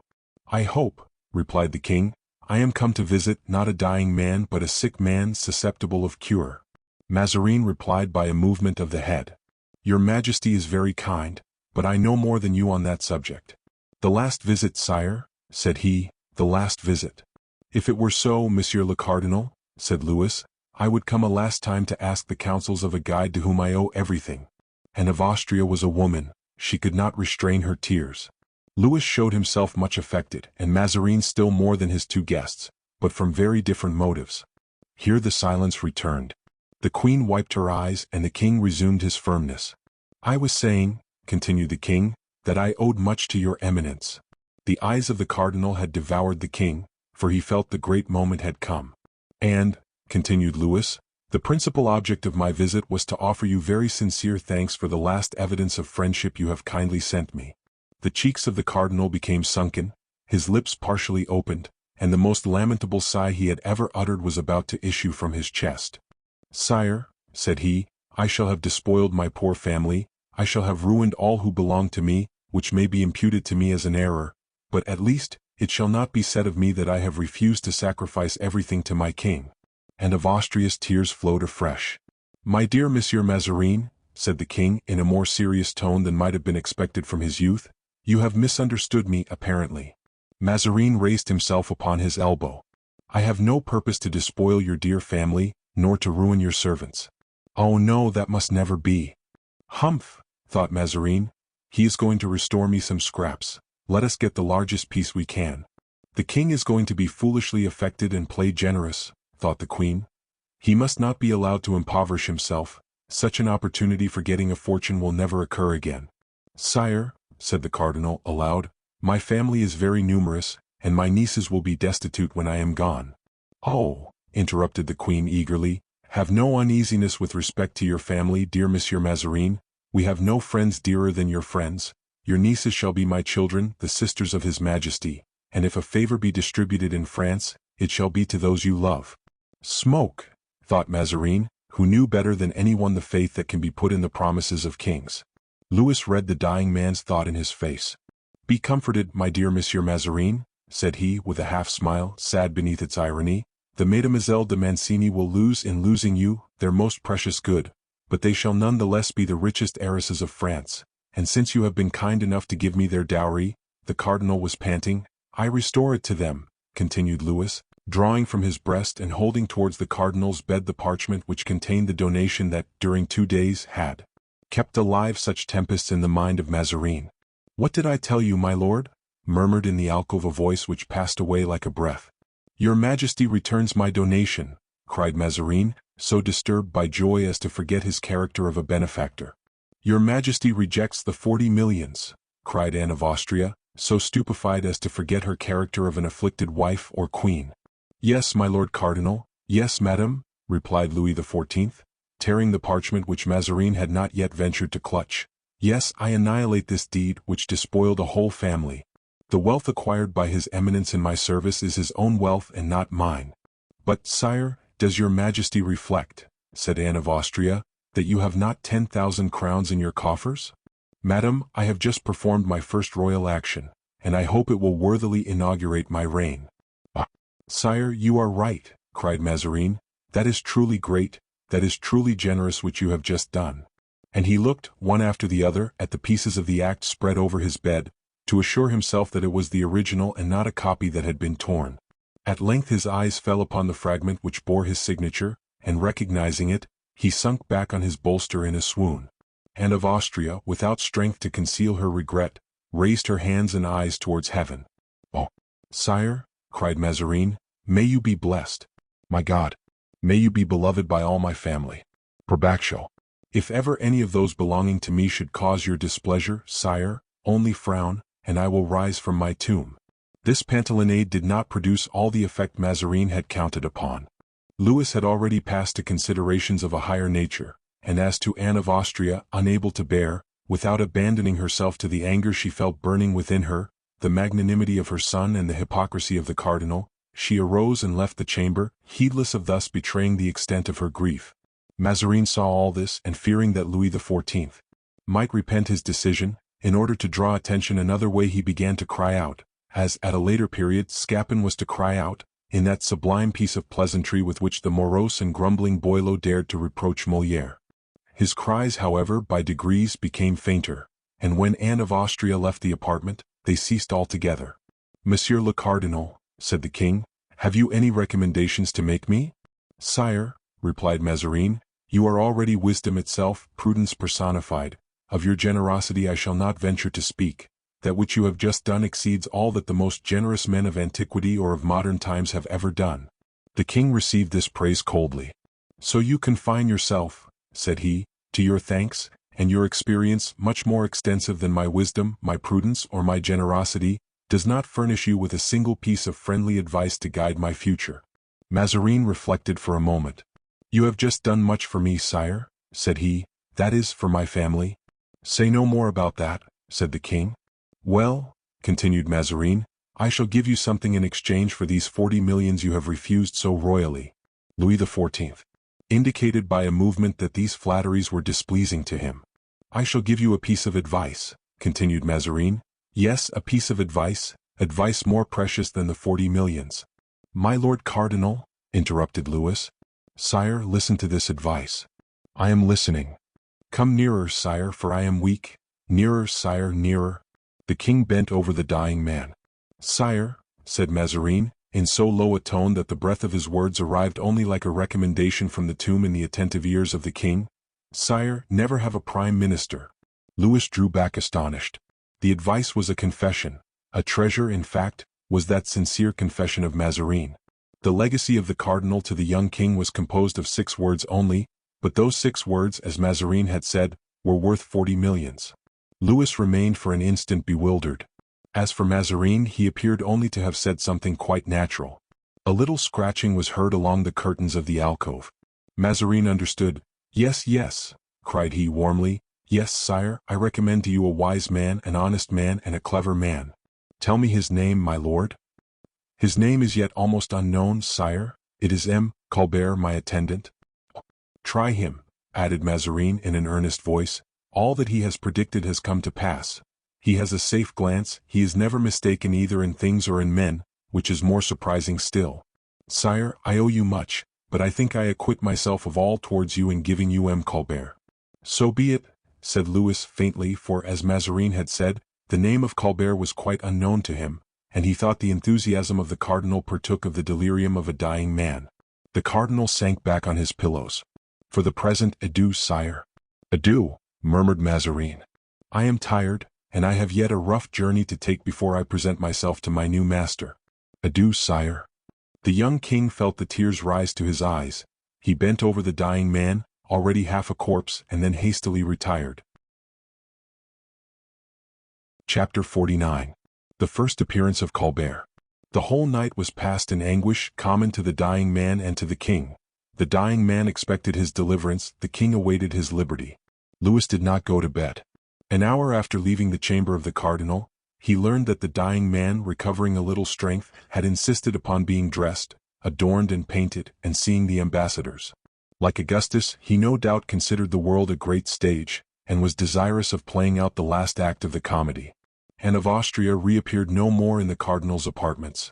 She had nothing more to do there. Propriety was the pretext for her absence. On his part, the cardinal did not ask for her.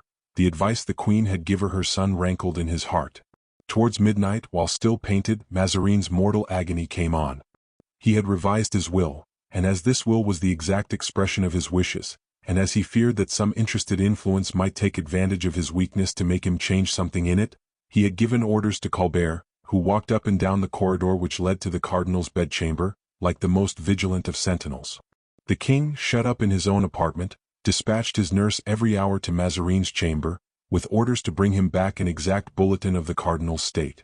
After having heard that Mazarin was dressed, painted, and had seen the ambassadors, Louis heard that the prayers for the dying were being read for the cardinal. At 1 o'clock in the morning, Guinaud had administered the last remedy. This was a relic of the old customs of that fencing time, which was about to disappear to give place to another time, to believe that death could be kept off by some good secret thrust. Mazarin, after having taken the remedy, respired freely for nearly 10 minutes.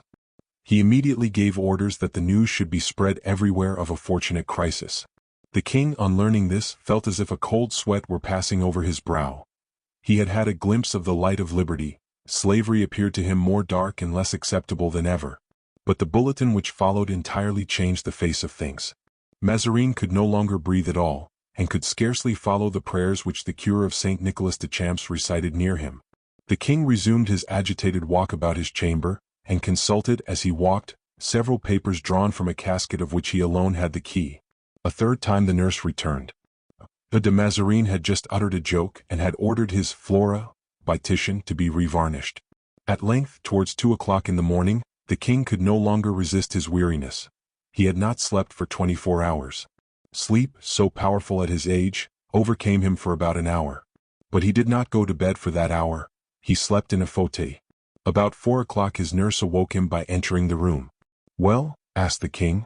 "Well, my dear sire," said the nurse, clasping her hands with an air of commiseration. "Well, he is dead." The king arose at a bound, as if a steel spring had been applied to his legs. "Dead?" cried he. "Alas! Yes." "Is it quite certain?" "Yes." "Official?" "Yes." "Has the news been made public?" "Not yet." "Who told you then that the cardinal was dead?" Colbert." "Colbert?" "Yes." "And he was sure of what he said?" "He came out of the chamber and had held a glass for some minutes before the cardinal's lips." "Ah," said the king. "And what has become of Colbert?" "He has just left his eminence's chamber." "Where is he?" "He followed me." "So that he is, sire, waiting at your door, till it shall be your good pleasure to receive him." Louis ran to the door, opened it himself, and perceived Colbert standing waiting in the passage. The king started at sight of this statue, all clothed in black. Colbert, bowing with profound respect, advanced 2 steps towards his majesty. Louis re-entered his chamber, making Colbert a sign to follow. Colbert entered. Louis dismissed the nurse, who closed the door as she went out. Colbert remained modestly standing near that door. "What do you come to announce to me, monsieur?" said Louis, very much troubled at being thus surprised in his private thoughts, which he could not completely conceal. "That Monsieur le Cardinal has just expired, sire, and that I bring your majesty his last adieu." The king remained pensive for a minute, and during that minute he looked attentively at Colbert. It was evident that the cardinal's last words were in his mind. "Are you then Colbert?" asked he. "Yes, sire." "His faithful servant, as his eminence himself told me?" Yes, sire. The depositary of many of his secrets? Of all of them. The friends and servants of his eminence will be dear to me, monsieur, and I shall take care that you are well placed in my employment. Colbert bowed. You are a financier, monsieur, I believe? Yes, sire. And did monsieur le cardinal employ you in his stewardship? I had that honor, sire. You never did anything personally for my household, I believe? Pardon me, sire, it was I who had the honor of giving monsieur le cardinal the idea of an economy which puts 300,000 francs a year into your majesty's coffers. What economy was that, monsieur? Asked Louis XIV. Your majesty knows that the 100 Swiss have silver lace on each side of their ribbons? Doubtless. Well, sire, it was I who proposed that imitation silver lace should be placed upon these ribbons. It could not be detected, and 100,000 crowns served to feed a regiment during 6 months, and is the price of 10,000 good muskets or the value of a vessel of 10 guns ready for sea. That is true, said Louis XIV, considering more attentively, and ma foi, that was a well-placed economy. Besides, it was ridiculous for soldiers to wear the same lace as noblemen. I am happy to be approved of by your majesty. Is that the only appointment you held about the cardinal? Asked the king. It was I who was appointed to examine the accounts of the superintendent, sire. Ah, said Louis, who was about to dismiss Colbert, but whom that word stopped. Ah, it was you whom his eminence had charged to control M. Fouquet, was it? And the result of that examination? Is that there is a deficit, sire, but if your majesty will permit me. Speak, M. Colbert. I ought to give your majesty some explanations. Not at all, monsieur, it is you who have controlled these accounts. Give me the result. That is very easily done, sire. Emptiness everywhere, money nowhere. Beware, monsieur, you are roughly attacking the administration of M. Fouquet, who, nevertheless, I have heard say is an able man. Colbert colored, and then became pale, for he felt that from that minute he entered upon a struggle with a man whose power almost equaled the sway of him who had just died. Yes, sire, a very able man, repeated Colbert, bowing. But if M. Fouquet is an able man, and in spite of that ability, if money be wanting, whose fault is it? I do not accuse, sire, I verify. That is well. Make out your accounts and present them to me. There is a deficit, you say? A deficit may be temporary, credit returns and funds are restored. No, sire. Upon this year perhaps I understand that, but upon next year? Next year is eaten as bare as the current year. But the year after, then? Will be just like next year. What do you tell me, Monsieur Colbert? I say there are 4 years engaged beforehand. They must have a loan then. They must have 3, sire. I will create offices to make them resign, and the salary of the post shall be paid into the treasury. Impossible, sire, for there have already been creations upon creations of offices, the provisions of which are given in blank, so that the purchasers enjoy them without filling them. That is why your majesty cannot make them resign.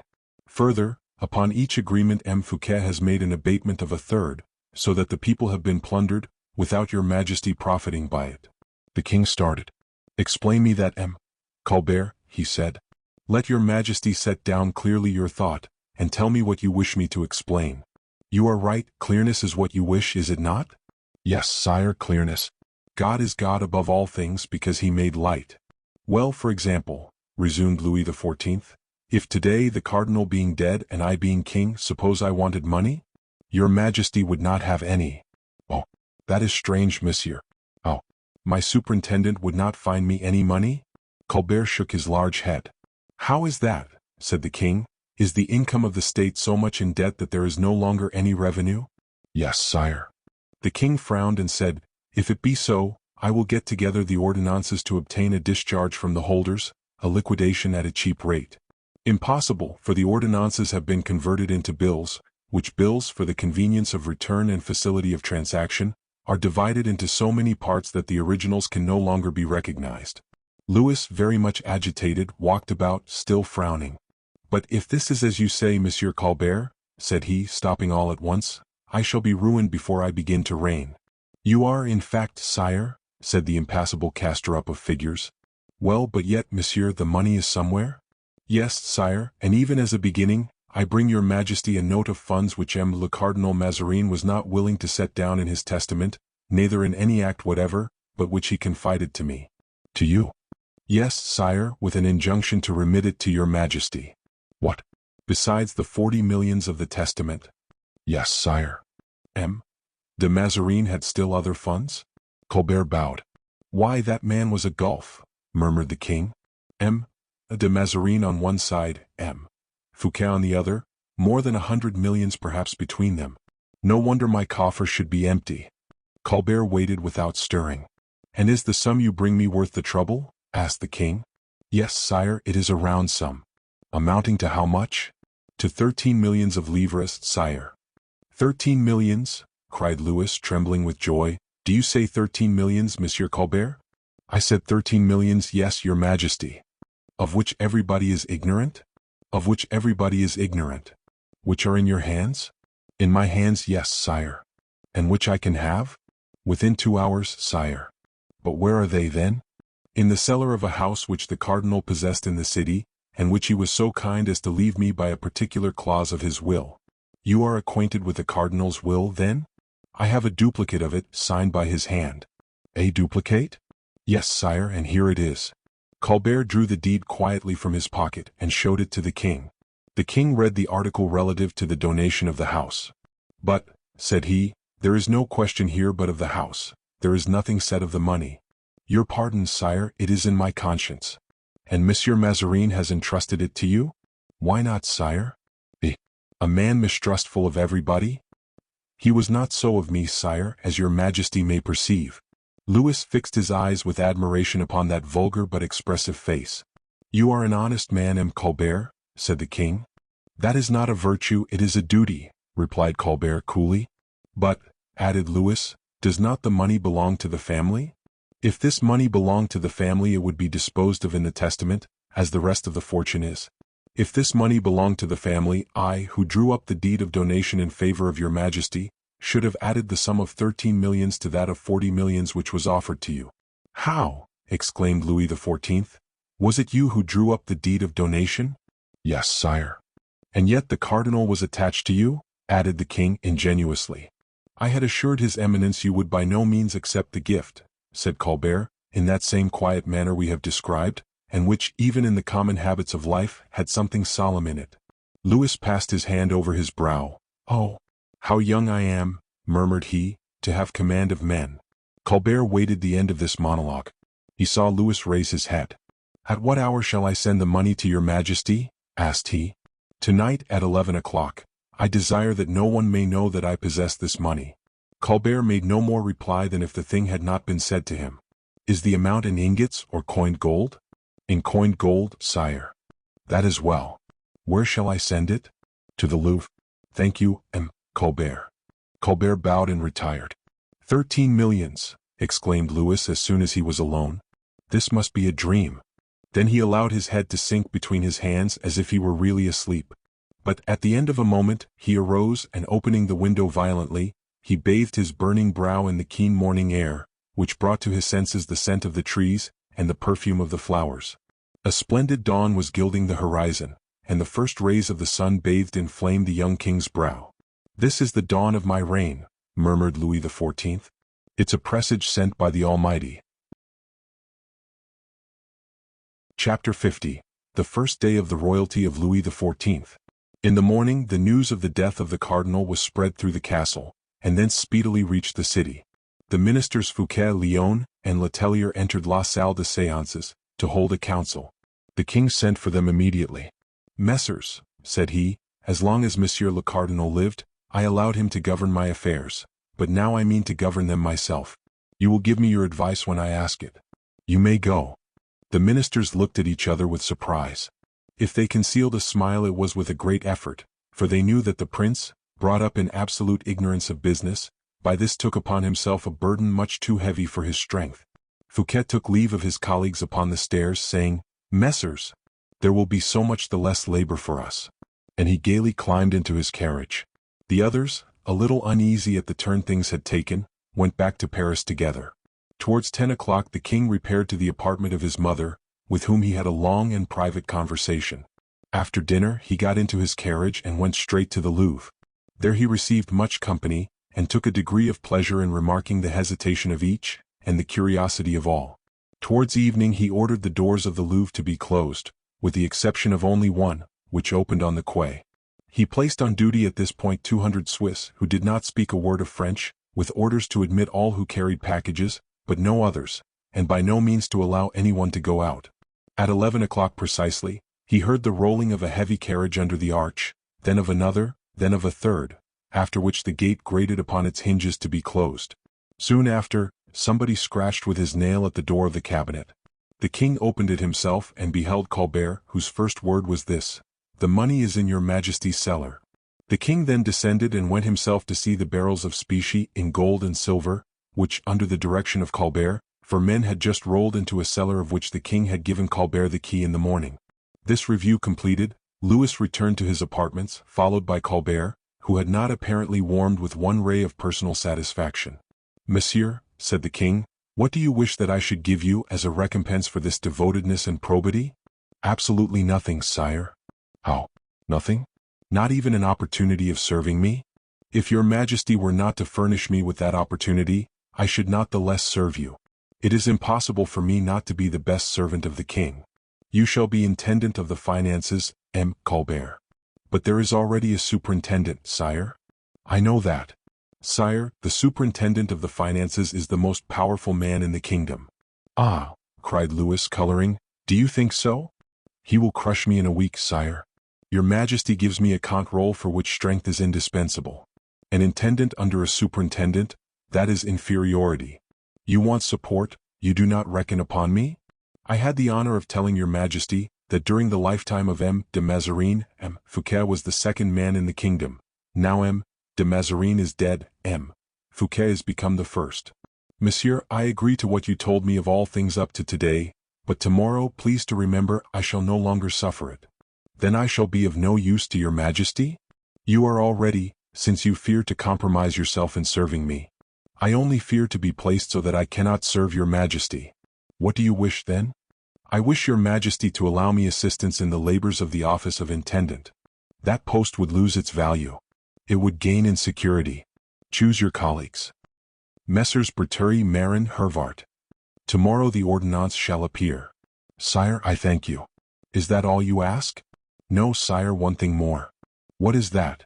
Allow me to compose a chamber of justice. What would this chamber of justice do? Try the farmers general and contractors who, during 10 years, have been robbing the state. Well, but what would you do with them? Hang 2 or 3 and that would make the rest disgorge. I cannot commence my reign with executions, Monsieur Colbert.